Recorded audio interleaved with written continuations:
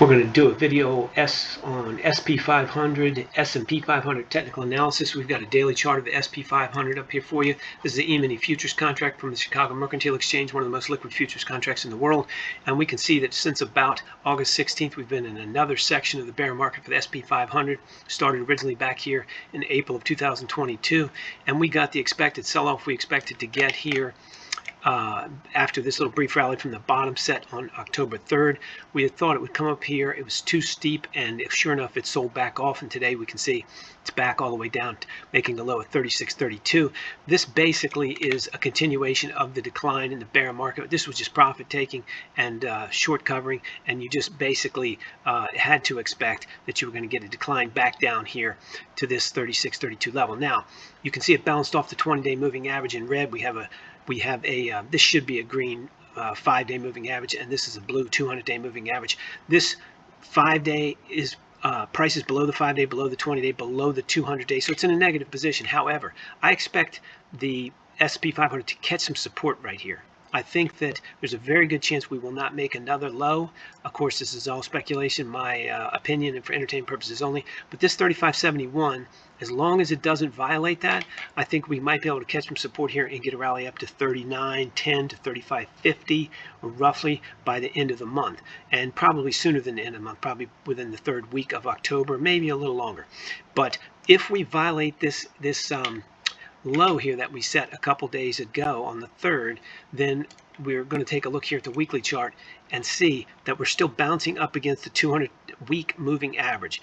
We're right on it. If we make a significant decline into the 3400s, the high 3400s, our next support's all the way down here at 2174. So I don't think we're going to get that low, but we certainly could get down to 3200-ish, this area right here, the 3200, 3250 area. So this next week's going to be critical for the SP 500. It's got to hold this low, and if it doesn't, it's probably going to sell off big time. My guess is it will hold that low, at least in the short term, and come back around. As I said, 38, it's got to get above the 20-day if we want to get that rally to 39, 39.50. But I think another rally to 38 to 3900 is possible if we hold this October 3rd low. Let's take a look at the technical analysis for algorithmically generated entry prices on our 30-day trend following system for Monday the 10th. We put these prices out already. I'm talking to you Friday night. We go flat and have no entry price, which is interesting. This entry system uses moving averages, and it's showing flat for the SP 500. Let's take a look at the non-trend following system right here again for Monday morning. It's got buys at 36.16 on a 1-day hold, 2, 5, 10, and 20. The 20-day hold's got to buy at 36.33. Of course, for entertainment purposes only, and all for in our opinion only, but you got to use your own analysis. But that's what we show for technical analysis, algo trading entry prices for Monday morning.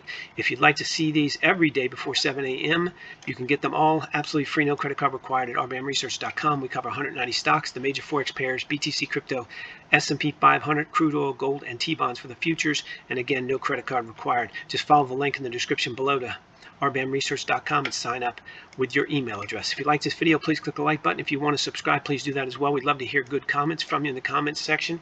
And again, keep in mind, everything you've seen and heard on here, including our entry prices and my commentaries, for entertainment purposes only. You should do your own analysis, and you definitely trade at your own risk.